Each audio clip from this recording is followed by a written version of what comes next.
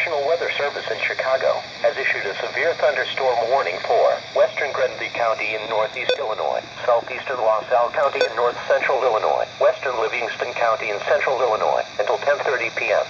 At 9:11 p.m., a line of severe thunderstorms was located along the line extending from Streeter to Gridley to 5 miles southwest of El Paso and moving northeast at 25 miles per hour. Hazard, 60 miles per hour wind gusts and penny-size hail. Source, radar indicated. Impact, expect damage to roofs, siding and trees. Locations impacted include Streeter, Seneca, Pontiac, Flanagan, Odell, Kangley, Cornell, Ransom, Kinsmont and Verona. Interstate 80 between mile markers 108 and 109. Interstate 55 between mile markers 188 and 214.